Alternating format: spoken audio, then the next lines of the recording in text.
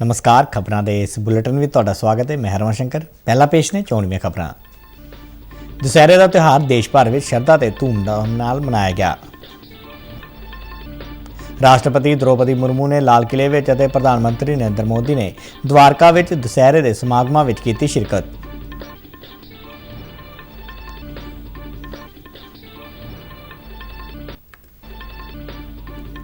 केंद्रीय गृह ते सहकारिता मंत्री अमित शाह वालों देश के पहले नैनो तरल DAP प्लांट का उद्घाटन। ITBP ने अपना 62वां स्थापना दिवस मनाया। 40वें सुरजीत हाकी टूर्नामेंट की जलंधर के बल्टन पार्क में शुरुआत भलके तो। एशियाई पैरा खेडों में भारत का शानदार प्रदर्शन जारी।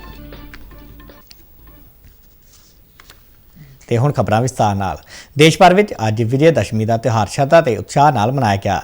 यह त्यौहार रावण उत्ते भगवान राम की जित नूं याद करदिआं बदी ते नेकी की जित नूं दर्शाउंदा है।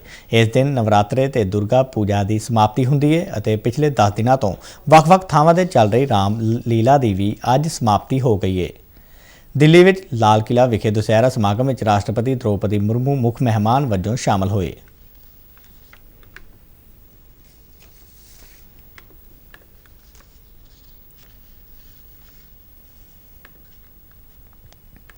प्रधानमंत्री नरेंद्र मोदी ने अज दशहरे मौके नवी दिल्ली के द्वारका पुज के सब तो पहला पूजा अर्चना की। प्रधानमंत्री मोदी ने समागम में संबोधन करते हुए लोगों को दशहरे की बधाई दी। उन्होंने कहा कि भगवान राम की जन्म भूमि से बन रहा राम मंदिर सदियों की उड़ीक तो बाद साढ़े सारे भारतीयों के सबर की जित का प्रतीक है। इस मौके प्रधानमंत्री ने रावण मेघनाथ और कुंभकर्ण के पुतलियां नूं अग्नि भेंट की। मोदी ने कहा कि भगवान राम की जित का त्यौहार राष्ट्र भगती का त्यौहार बनना चाहिए है। उन्होंने कहा कि अयोध्या में रामलला जल्द ही विराजमान होने वाले ने अते उन्हां दे आउण तो पहला देश में शुभ संकेत दिखाई देन लग पे ने। राम मंदिर में भगवान राम के विराजमान के बस कुछ ही महीने बचे हैं। भगवान श्री राम बस आने ही वाले हैं। उस हर्ष की परिकल्पना कीजिए जब शताब्दियों के बाद राम मंदिर में भगवान राम की प्रतिमा विराजेगी। प्रधानमंत्री मोदी ने कहा कि दशहरे मौके ना सिर्फ रावण नूं ही ना साड़िया जाए बल्कि जातिवाद ते खेतरवाद वर्गियां बुराइयां नूं भी साड़िया जाए। हमें ध्यान रखना है कि आज रावण का दहन बस एक पुतले का दहन न हो, ये दहन हो हर उस विकृति का जिसके कारण समाज का आपसी सौहार्द बिगड़ता है। ये दहन हो उन शक्तियों का जो जातिवाद और क्षेत्रवाद के नाम पर मां भारती को बांटने का प्रयास करती है। ये दहन हो उन विचार का जिसमें भारत का विकास नहीं स्वार्थ की सिद्धि निहित है। देश के होरनां हिस्सिਆਂ वांग पंजाब विच भी ਵੱਖ-ਵੱਖ ਥਾਵਾਂ ਤੇ ਦੁਸਹਿਰਾ ਦਾ ਤਿਉਹਾਰ ਧੂਮਧਾਮ ਨਾਲ ਮਨਾਇਆ ਗਿਆ। पंजाब के मुख मंत्री भगवंत मान ने ਹੁਸ਼ਿਆਰਪੁਰ ਵਿੱਚ ਦਸ਼ਹਿਰਾ ਸਮਾਗਮ ਵਿੱਚ ਹਿੱਸਾ ਲਿਆ। ਜਲੰਧਰ ਵਿੱਚ ਕਈ ਥਾਵਾਂ ਤੇ ਰਾਵਣ ਮੇਘਨਾਥ ਅਤੇ ਕੁੰਭਕਰਨ ਦੇ ਪੁਤਲਿਆਂ ਨੂੰ ਸੂਰਜ ਛਿਪਣ ਤੋਂ ਪਹਿਲਾਂ ਅੱਗ ਦੇ ਹਵਾਲੇ ਕਰ ਦਿੱਤਾ ਗਿਆ।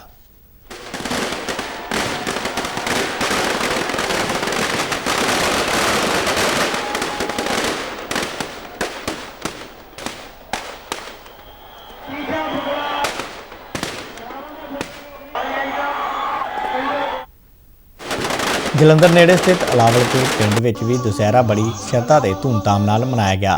श्री राम नाटक दशहरा कमेटी के चेयरमैन दविंदर ने दस्सिया कि इत्थे यह दशहरा बीते 129 सालों तो मनाया जा रहा है। दशहरा कमेटी के मैंबरों ने अलग अलग स्वरूप बना के किरदार अदा किए और पूरे पिंड विचों हुंदे हुए दशहरा ग्राउंड पहुँच के रावण दहन किया।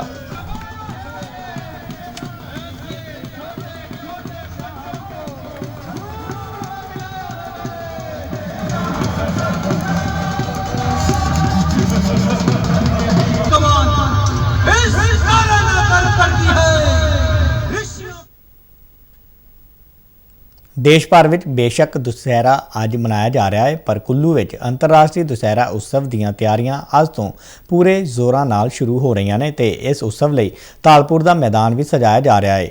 ਇਸ ਉਤਸਵ ਲਈ ਭਗਵਾਨ ਰਘੁਨਾਥ ਦੀ ਨਗਰੀ ਨੂੰ ਬਹੁਤ ਹੀ ਸੁੰਦਰ ਢੰਗ ਨਾਲ ਸਜਾਇਆ ਜਾ ਰਿਹਾ ਹੈ। ਮਾਤਾ ਹਿਡਿੰਬਾ ਦੇ ਆਗਮਨ ਨਾਲ ਹੀ ਦੁਸਹਿਰੇ ਦੀ ਸ਼ੁਰੂਆਤ ਹੁੰਦੀ ਹੈ। ਅਜਿਹੀ ਮਾਨਤਾ ਹੈ ਕਿ ਮਾਤਾ ਹਿਡਿੰਬਾ ਦੇ ਬਿਨਾਂ ਦੁਸਹਿਰਾ ਉਤਸਵ ਦਾ ਆਯੋਜਨ ਸਫਲ ਨਹੀਂ ਹੋ ਸਕਦਾ। ਤਾਲਪੁਰ ਦੇ ਮੈਦਾਨ ਵਿੱਚ ਸਫੇਦ ਰੰਗ ਦੇ ਕਨੋਪੀ ਟੈਂਟ ਲਗਾਏ ਗਏ ਨੇ। ਇਸ ਅੰਤਰਰਾਸ਼ਟਰੀ ਦੁਸਹਿਰਾ ਉਤਸਵ ਵਿੱਚ ਕਰੀਬ 300 ਤੋਂ ਵੱਧ ਦੇਵੀ ਦੇਵਤਿਆਂ ਦੇ ਆਉਣ ਦਾ ਦ੍ਰਿਸ਼ ਬਹੁਤ ਹੀ ਮਨਮੋਹਕ ਹੁੰਦਾ ਹੈ। ਇਹ ਇੱਥੋਂ ਦੀ ਵਿਲੱਖਣ ਸੰਸਕ੍ਰਿਤੀ ਦੀ ਬਹੁਤ ਸੋਹਣੀ ਤਸਵੀਰ ਹੈ। जब हिडम्बा आती है तो हम उसको रिसीव नहीं करते। चांदी की छड़ी जाएगी लेकिन ऊपर से जामशिला तक आएगी और वो अब हमारी छड़ी जाएगी, रघुनाथ की नहीं जाती, हमारी छड़ी जाएगी तो वो आएगी और जब आएगी तो हम घर में छुप जाएंगे। ਕੁੱਲੂ ਦੇ ਅੰਤਰਰਾਸ਼ਟਰੀ ਦੁਸਹਿਰੇ ਵਿੱਚ ਮਾਤਾ ਹਿਡਿੰਬਾ ਦਾ ਰੱਥ ਦੁਸਹਿਰੇ ਵਾਲੇ ਦਿਨ ਵੀ ਸਭ ਤੋਂ ਅੱਗੇ ਚੱਲਦਾ ਹੈ। ਇਸ ਆਯੋਜਨ ਨੂੰ ਅੰਤਰਰਾਸ਼ਟਰੀ ਪੱਧਰ ਤੇ ਪਛਾਣ ਦਿਵਾਉਣ ਲਈ ਕੁੱਲੂ ਨਿਵਾਸੀ ਪੂਰੀ ਸ਼ਿੱਦਤ ਨਾਲ ਲੱਗੇ ਹੋਏ ਨੇ। ਮੇਲੇ ਵਿੱਚ ਇਸ ਸਾਲ ਸੂਬਿਆਂ ਦੀਆਂ ਸੱਭਿਆਚਾਰਕ ਟੋਲੀਆਂ ਦੇ ਨਾਲ-ਨਾਲ 19 ਦੇਸ਼ਾਂ ਦੇ ਕਲਾਕਾਰਾਂ ਸਮੇਤ ਦੇਸ਼ ਦੇ ਹੋਰ ਹਿੱਸਿਆਂ ਤੋਂ ਵੀ ਉਤਸਵ ਵਿੱਚ ਹਿੱਸਾ ਲੈਣ ਲਈ ਸ਼ਾਮਲ ਹੋਣਗੇ। ਕੁੱਲੂ ਦੁਸਹਿਰੇ ਦੇ ਆਖਰੀ ਦਿਨ ਯਾਨੀ 30 ਅਕਤੂਬਰ ਨੂੰ ਕੁੱਲੂ ਕਾਰਨੀਵਲ ਹੋਵੇਗਾ, ਜੋ ਕਾਫੀ ਰੋਮਾਂਚਕ ਹੁੰਦਾ ਹੈ।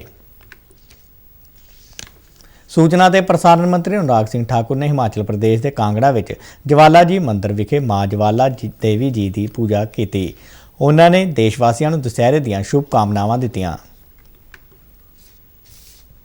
पर अच्छाई की जीत, झूठ पर सच्चाई की जीत और इसी से हम प्रेरणा लेकर सब आगे बढ़े और मैं देशवासियों को अपनी ओर से विजयदशमी की हार्दिक बधाई और शुभकामनाएं देता हूं। मां ज्वाला जी के दरबार से यही कहूंगा कि हमारा देश आगे बढ़ता रहे, मेरा प्रदेश हिमाचल प्रदेश भी खूब तरक्की करे और माता ज्वालामुखी की आशीर्वाद हम सब पर बने। ਕੇਂਦਰੀ ਗ੍ਰਹਿ ਤੇ ਸਹਿਕਾਰਤਾ ਮੰਤਰੀ ਅਮਿਤ ਸ਼ਾਹ ਨੇ ਗਾਂਧੀਨਗਰ ਦੇ ਕਲੋਲ ਵਿੱਚ ਇਫਕੋ ਵੱਲੋਂ ਸਥਾਪਿਤ ਕੀਤੇ ਗਏ ਨੈਨੋ ਤਰਲ DAP ਪਲਾਂਟ ਦਾ ਉਦਘਾਟਨ ਕੀਤਾ। ਇਹ ਦੇਸ਼ ਦਾ ਪਹਿਲਾ ਨੈਨੋ ਤਰਲ DAP ਪਲਾਂਟ ਹੈ। ਇਫਕੋ ਦੇ ਮੁਖੀ ਦਲੀਪ ਸੰਘਾਨੀ ਨੇ ਜਾਣਕਾਰੀ ਦਿੱਤੀ ਕਿ ਇਸ ਪਲਾਂਟ ਨਾਲ ਕਿਸਾਨਾਂ ਨੂੰ ਕਾਫੀ ਫਾਇਦਾ ਹੋਵੇਗਾ ਅਤੇ ਦੇਸ਼ ਵਿੱਚ DAP ਦੀ ਦਰਾਮਦ ਘੱਟ ਕਰਨ ਵਿੱਚ ਮਦਦ ਮਿਲੇਗੀ। ਇਸ ਪਲਾਂਟ ਵਿੱਚ DAP ਖਾਦ ਦੀਆਂ 500 ਮਿਲੀਲੀਟਰ ਵਾਲੀਆਂ 2 ਲੱਖ ਬੋਤਲਾਂ ਦਾ ਰੋਜ਼ ਉਤਪਾਦਨ ਕੀਤਾ ਜਾਵੇਗਾ। ਰਾਸ਼ਟਰੀ ਸਵੈ ਸੇਵਕ ਸੰਘ ਯਾਨੀ RSS ਨੇ ਅੱਜ ਨਾਗਪੁਰ ਵਿੱਚ ਵਿਜੈ ਦਸ਼ਮੀ ਸਮਾਗਮ ਦਾ ਆਯੋਜਨ ਕੀਤਾ। ਸਮਾਗਮ ਵਿੱਚ ਸਰਸੰਘ ਚਾਲਕ ਮੋਹਨ ਭਾਗਵਤ ਸਮੇਤ ਸੈਂਕੜੇ ਅਹੁਦੇਦਾਰ ਅਤੇ ਸਵੈ ਸੇਵਕ ਮੌਜੂਦ ਸਨ। ਇਸ ਪ੍ਰੋਗਰਾਮ ਵਿੱਚ ਮਸ਼ਹੂਰ ਗੀਤਕਾਰ ਅਤੇ ਗਾਇਕ ਸ਼ੰਕਰ ਮਹਾਦੇਵਨ ਮੁੱਖ ਮਹਿਮਾਨ ਵਜੋਂ ਸ਼ਾਮਲ ਹੋਏ। ਇਸ ਦੇ ਨਾਲ ਹੀ ਮਹਾਰਾਸ਼ਟਰ ਦੇ ਉਪ ਮੁੱਖ ਮੰਤਰੀ ਦੇਵੇਂਦਰ ਫਡਨਵੀਸ ਅਤੇ ਕੇਂਦਰੀ ਮੰਤਰੀ ਨਿਤਿਨ ਗਡਕਰੀ ਵੀ ਹਾਜ਼ਰ ਸਨ।